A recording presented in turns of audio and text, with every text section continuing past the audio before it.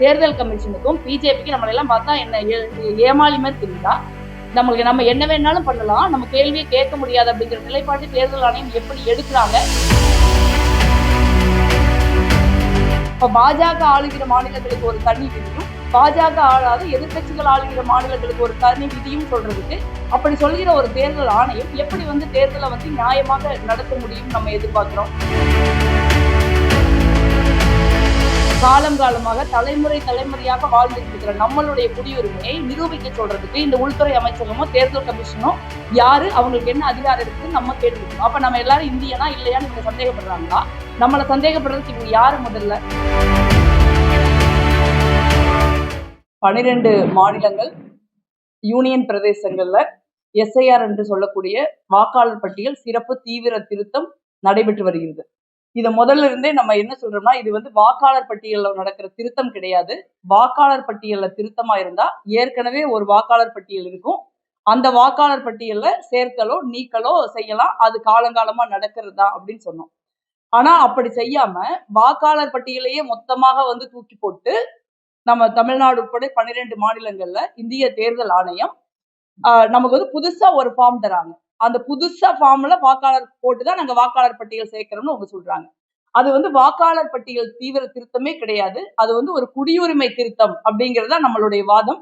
அதை இன்னைக்கு நிரூபிக்கிற மாதிரி 12 மாநிலங்கள் உள்ள நீங்க தேர்தலுக்கு போகிற 5 மாநிலங்கள் இருக்கு. அது 4 மாநிலங்கள் தான் SIR அறிவிக்கப்பட்டிருக்கு. இன்னொரு மாநிலத்துல ஏன் அறிவிக்கலைன்னு நம்ம கேட்டிருந்தோம். அது அஸ்ஸாம். அந்த அஸ்ஸாம் பாரதிய ஜனதா கட்சி ஆட்சியில் இருக்கிற ஒரு மாநிலம்.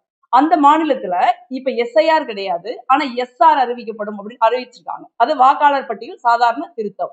ஏன் அஸ்ஸாம்ல மட்டும் SIR கிடையாது அப்படின்னு நம்ம கேட்டா, அதுக்கு அவங்க சொல்ற பதில் அங்க குடியுரிமையை சரிபார்க்கும், அங்க குடியுரிமை விதிகள் வேறையா இருக்கு.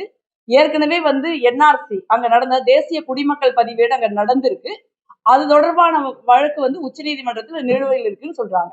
அப்ப 2019 அங்க தேசிய குடிமக்கள் பதிவேடு NRC அஸ்ஸாம்ல நடந்தப்ப 3.3 கோடி பேர் அதுல பதிவு பண்ணிருக்காங்க. 19 லட்சம் பேர், 20 லட்சம் பேருக்கு பக்கமா அதுல இருந்து நீக்கப்பட்டிருக்காங்க. பேசிக்கா தேர்தல் ஆணையம் செய்யறது குடியுரிமையை சரிபார்க்கும் பணிதான்.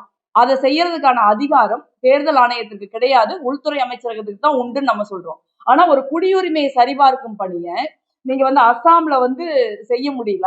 ஏன்னா உச்சநீதிமன்றத்துல வழக்கு நிலுவையில் இருக்குதுன்னு தேர்தல் ஆணையம் சொல்றாங்களே. SIR தொடர்பான வழக்கு தமிழ்நாடு அரசு தாக்கல் செய்திருக்கிற வழக்கு உட்பட இன்னைக்கு கேரளா அரசாங்கம் நேற்று வழக்கு தாக்கல் செஞ்சிருக்காங்க மக்களுக்கு. இந்த மாதிரி இந்த SIR வழக்கும் உச்சநீதிமன்றத்தில் நிலுவையில் தான் இருக்குது. அப்ப அஸ்ஸாம்ல உச்சநீதிமன்றத்துல ஒரு வழக்கு நிலுவையில் இருக்கும்னா அங்க நீங்க SIR பண்ண மாட்டீங்க. இதுவே தமிழ்நாடு இல்ல கேரளா போன்ற மாநிலங்கள்ல அதே வழக்கு உச்சநீதிமன்றத்தில் நிலுவையில் இருக்கும்னா நீங்க பண்ண மாட்டீங்க. அப்படின்னா அஸ்ஸாம் இந்தியாவில தானே இருக்கு, தமிழ்நாடு கேரளா உள்ளிட்ட மாநிலங்களும் இந்தியாவில தானே இருக்கு. அப்ப இந்தியாவில ஒரு மாநிலத்துக்கு பொருந்துகிற ஒரு சட்டமோ ஒரு வரைமுறையோ ஒரு செயல்பாடோ ஏன் இன்னொரு மாநிலத்திற்கு பொருந்தாது? இப்ப பாஜக ஆளுகிற மாநிலங்களுக்கு ஒரு தனி விதியும், பாஜக ஆளாத எதிர்கட்சிகள் ஆளுகிற மாநிலங்களுக்கு ஒரு தனி விதியும் சொல்றதுக்கு அப்படி சொல்கிற ஒரு தேர்தல் ஆணையம் எப்படி தேர்தலை நியாயமாக நடத்த முடியும் நம்ம எதிர்பார்க்கிறோம். இதுதான் நம்ம கேட்கிறோம்.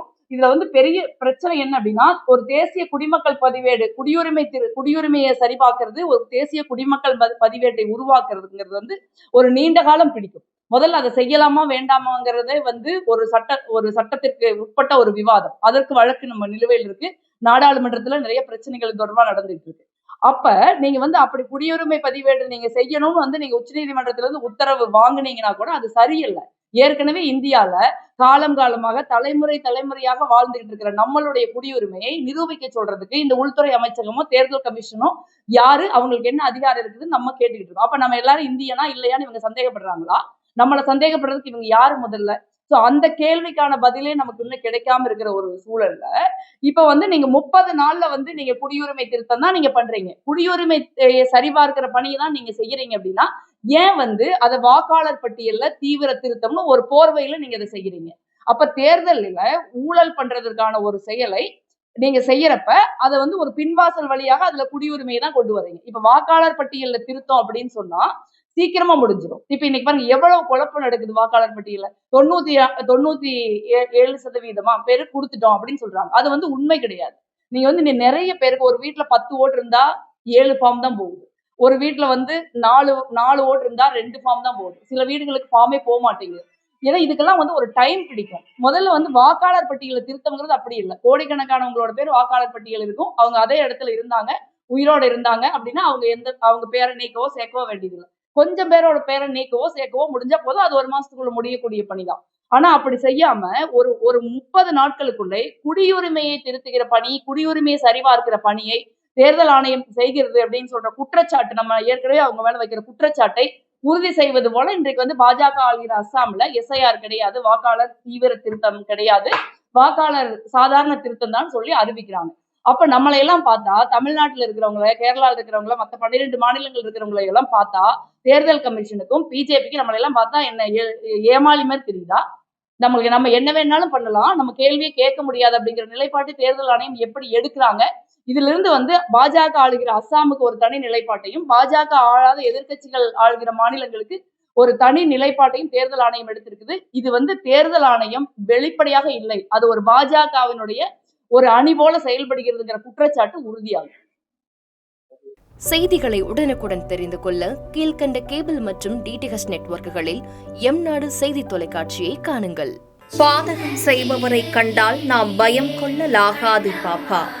மோதி மிதித்து விடு பாப்பா, அவர் முகத்தில் உமிழ்ந்து விடு பாப்பா.